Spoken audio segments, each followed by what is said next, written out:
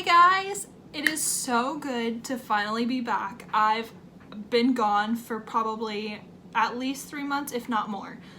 So I'm sorry about that. The reason I have been gone is because, well, we recently moved and there was just way too much going on with the move and I couldn't do everything, packing, video. I had no time. And then I also recently reopened my Etsy shop, and that has been keeping me so busy, and I'm so thankful because with COVID and everything, I ended up leaving my old job because COVID, and we were moving too far. I didn't want to drive that far anymore. Well, anymore. I guess I didn't want to drive that far anyways. And so I threw myself completely into my Etsy shop, and it's been paying off pretty well, and I'm very excited about that. I think it's time that I get back into videos. I honestly have just been so like, I haven't wanted to do any videos or anything. I've still been watching a ton of true crime and like following other cases and stuff. So I've been into all of it, just haven't done video myself. So I thought this would be the perfect time to come back because I'm actually feeling like doing it. And I found a case that's pretty old, but wow, it is crazy. Before I get started, I am going to add a disclaimer because the story we are talking about is a child murderer. It's a little girl and she killed some kids, and it is it's not really like gruesome, but she did cut one of the boys up. Not like bad, but just forewarning. I just want to let everyone know before I jump into the story. Also, I have no makeup on at the moment, so don't mind me. I'm just gonna fix my face. So the little girl that we are talking about today, her name is Mary Flora Bell, and the story is gonna take place in England. I'm not even gonna try to say the freaking names in England because I know I'm gonna butcher them. So this story takes place in England. So Mary Bell, like I said, grew up in England, and she was born to a lady, and her name was Betty. Betty was only 16 or 17 when she gave birth to Mary, and Betty was not ready for children. She left her home early and she became a prostitute. So Mary's mother, Betty, actually didn't know who the father was, and she assumed it was this man named Billy Bell. I believe she ended up marrying him. I don't really know much about that, but anyways, at the age of 16, Betty was not happy to be having a kid. 16 or 17, I'm sorry. And she really didn't want this child. She ended up going through with having the baby, but she was always trying to pawn the baby off to her family members because she really didn't want the baby. It was even said that after Mary was born, Betty even said about Mary, "Ew, get that thing away from me." Like, that's your own child. I don't know. Anyways, I understand not everyone wants kids, and especially when they do have them, and they don't want them, it's not the best ideal situation. But she had many other choices to get rid of the baby, to adopt. Like, I don't know. That just seems very sad. Mary obviously was born into this, and there was literally nothing she could do. Betty had problems. Betty was bipolar. She was diagnosed with bipolar disorder, and so after Mary was born, things just weren't so great. She was always trying to pawn off Mary to family members, and nobody wanted her because this was Betty's child. Like, they were like, "No, I don't want your child. This is your child. You take care of her." It was said that Mary was just a few months old when Betty threw her out of a second-story window. Like, you have other options here. Sorry, I'm not meaning to laugh, but like, you literally had other options. Why are you gonna throw your child out of a window? It makes no sense.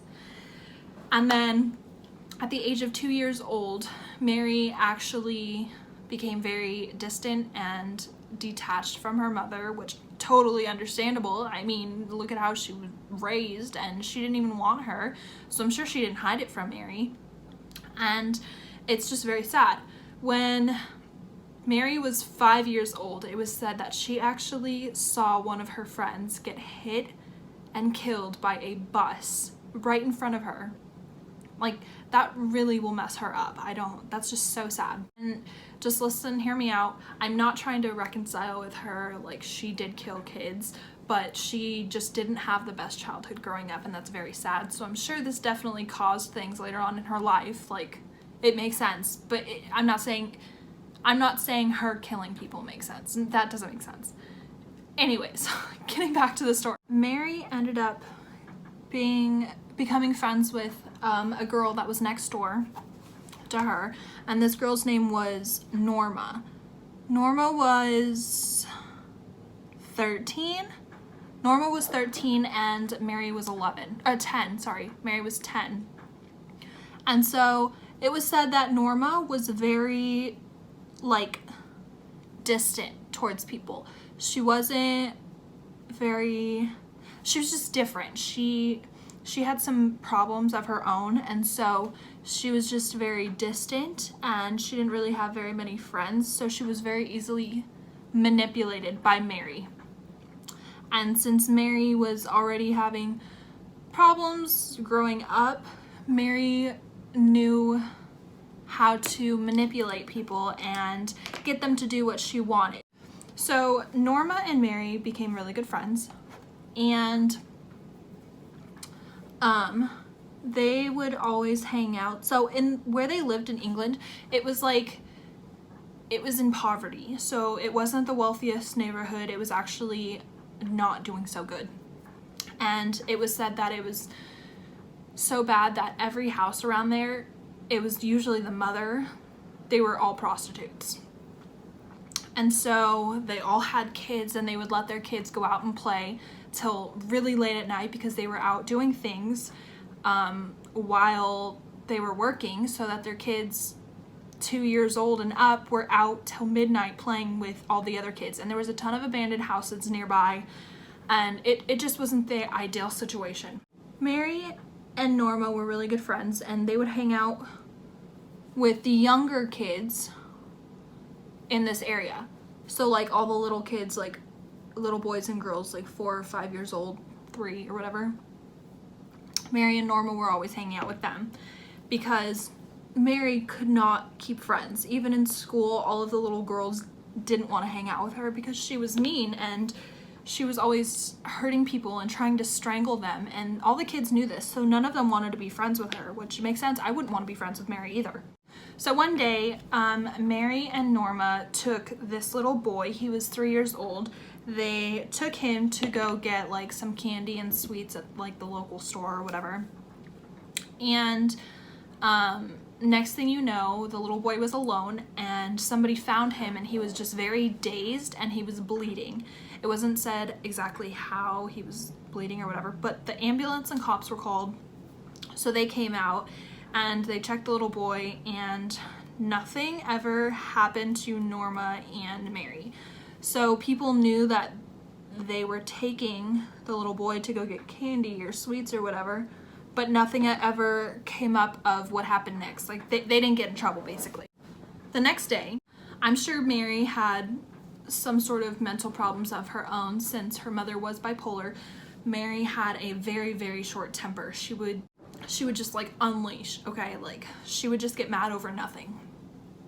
Well, the next day after whatever happened with the little boy, Norma and Mary were at a playground, and they were hanging out with like the other kids there, and there was this one girl. Like I said, there was never any really parents around. It's just all a ton of little kids just hanging out. So they were playing with this other little girl, and I don't know what happened, but her name was Pauline. Next thing you know, she got pinned down by Norma, and Mary began strangling her. And as she was strangling her, they were playing in a sand pit. Mary would take the sand with her other hand and stick it in Pauline's mouth so that she would choke on it. And she's sitting there trying to put sand in her mouth to choke her, and like it's not going fast enough, so she's like sticking her hand trying to make it go faster down her throat to choke her. And Norma got really scared and realized what Mary was doing, so she jumped up, and that's when Pauline struck Mary and she ran home. Like I said earlier, Norma was 13 and Mary was 10. Well, I believe Norma had a mind of a younger kid, so she wasn't completely aware of exactly what was happening. Like, she knew, but she wasn't aware until things were actually happening. And then that little girl ran home. Well, her mother ended up taking her to the police station to let the police know what had happened, but Pauline was so scared of Mary that she didn't tell the police the whole story. All she said was that she tried to strangle her, and that was it. She didn't tell them anything about her putting sand in her mouth and trying to suffocate her that way. That's just so crazy. Like, a 10-year-old is literally doing that. Like, I can't imagine a 10-year-old doing that. Like, it's just so crazy. Like, where is she learning all this from? Sad. That's exactly what it is. It's very sad. There was 2 things I forgot to mention earlier. So growing up, Mary's mother would even try and make Mary overdose. So Betty would give her sleeping pills, and I guess it was accounted from multiple different people saying that Betty would give Mary sleeping pills as like candy when she was younger, and she would almost overdose one time and she got really ill. And the second thing was, since her mother was a prostitute, it is said that her mother allowed her clients to sexually assault Mary when she was younger. It's just so sad. So May 25th, 1968, there was a little boy found laying on the 2nd story floor of an abandoned house. So like I said, there was a ton of abandoned places nearby, and that's where all the kids would hang out. And there was a little boy laying there, and his friend found him. So his friend ran to go find his mom, and next thing you know, this guy was holding him, and he was holding this little boy, and he was 3 years old, and he was just hanging out of this guy's arms, just like lifeless. And the cops were called and everything. Well, the boy was pronounced dead, and Mary ended up, like, Mary was there looking, and she kept asking everybody like what's going on, and they were like, there was a little boy found, and it was pronounced that the little boy died of natural causes. And the reasoning behind this was because there was nothing to indicate that he got hurt or anything. They even believed that he possibly could have found stuff on the floor and eaten it that wasn't edible, and it killed him, because there was absolutely no bruising or nothing on this little boy, so they had to rule it as natural causes. How does a 4-year-old die of natural causes? It doesn't make sense. So they put the case to rest, and a few months later, they found another body, and this body was a little boy. I'm sorry, the last one, his name was Martin Brown. He was 4 years old. The few months later, there was another body found of a 3-year-old little boy, and his name was Brian Howe.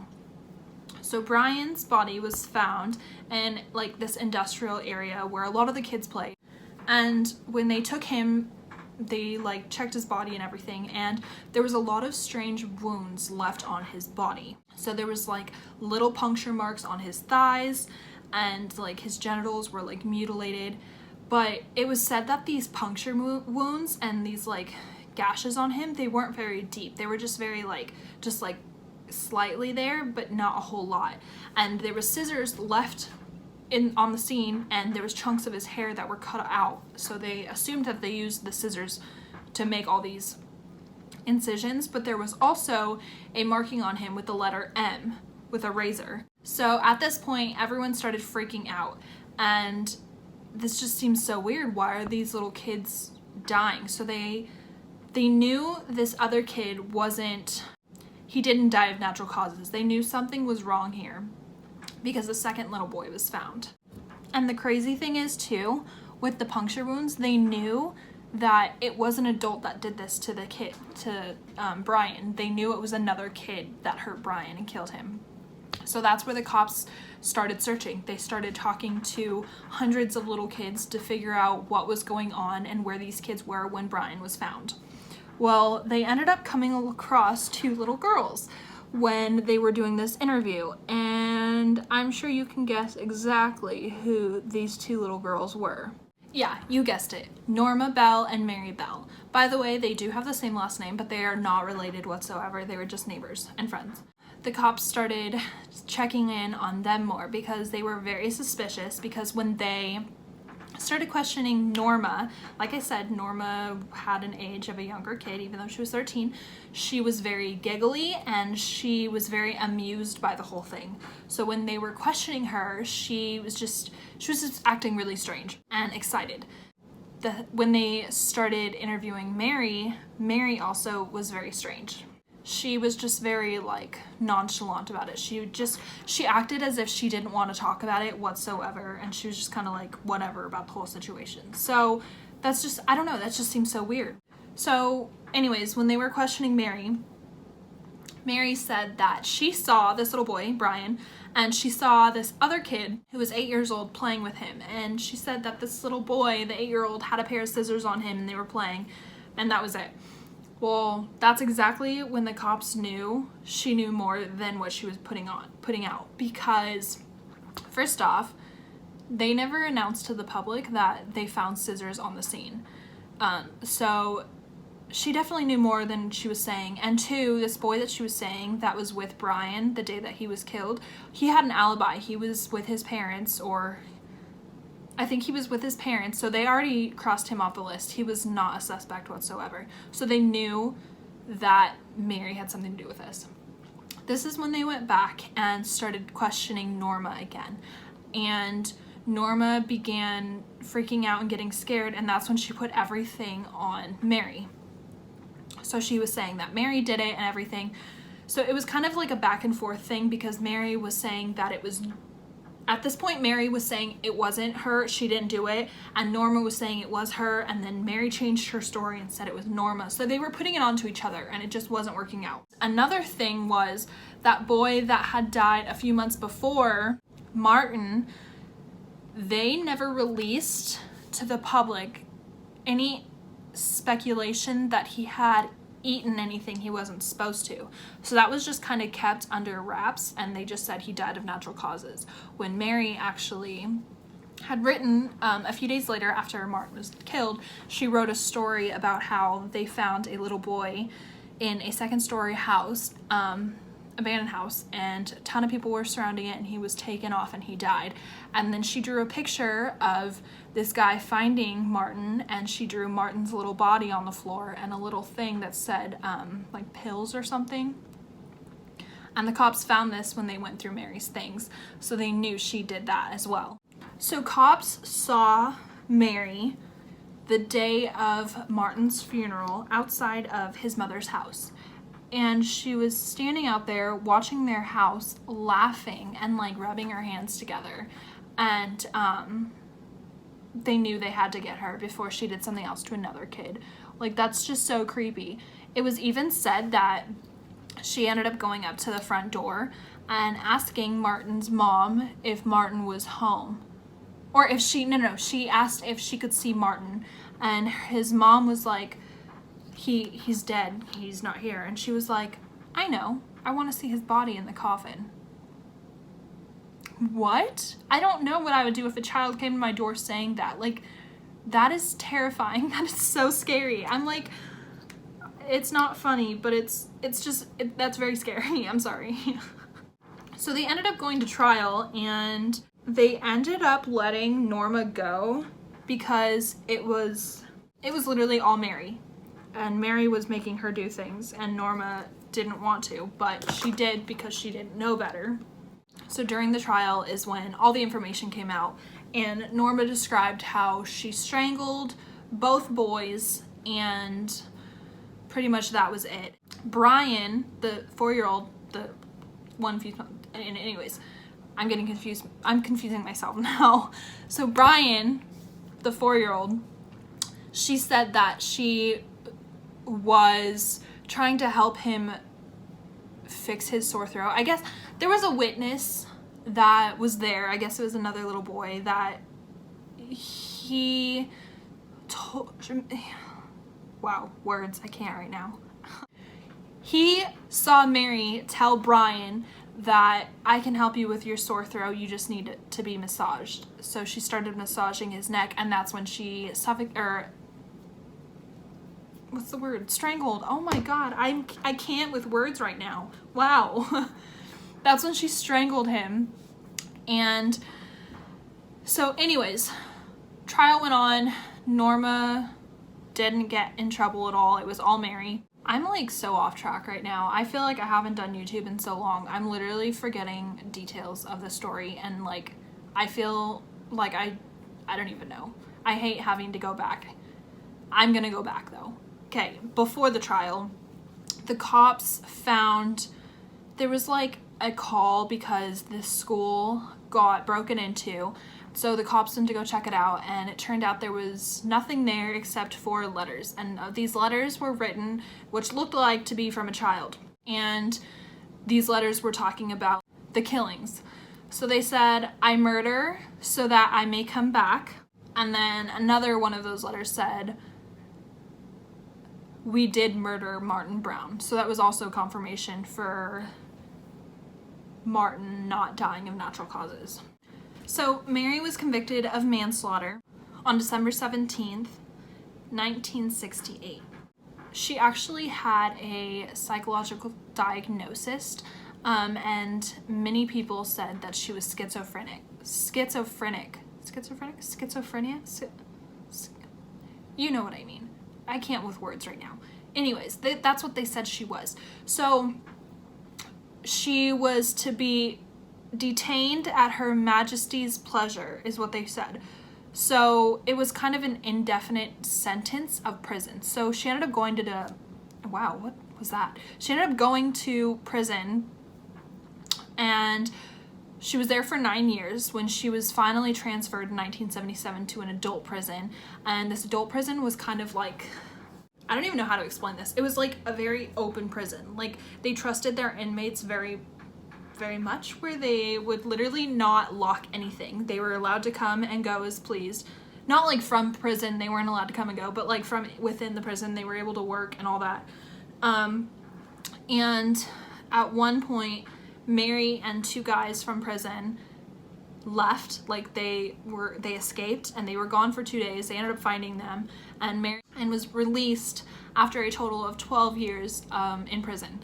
She was 23 years old in 1980. That's when she began her new life. So after she left prison, she changed her name completely, and she ended up having a little girl.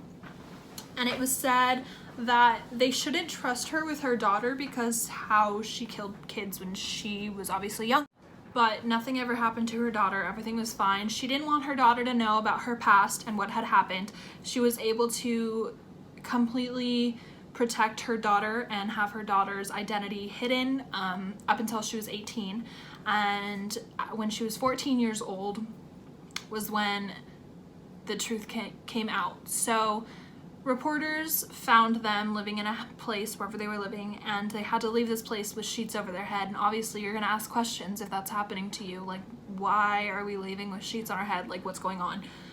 So she was able to get her daughter's identity hidden past the age of 18, so she is now able to be hidden for life. She is now a grandmother, and her granddaughter is also having her whole identity hidden. And it was even said that there are 2 books written about what had happened.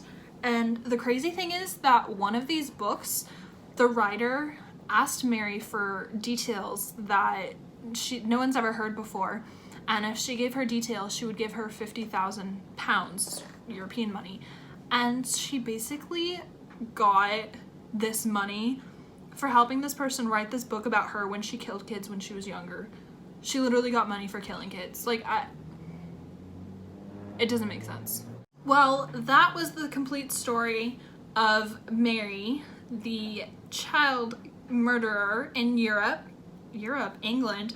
Wow, I'm sorry. I'm literally all over the place, but right here, right now. Like, I can't even do words. Like, it's not working for me. Hopefully next week is better, and I really hope you guys enjoyed this video. Hope you enjoy my setup, my little ghosts. But I will be seeing you guys next week. I'm gonna make this back a thing, and I'm gonna be here next week. So until next week, I will see you guys later. Bye.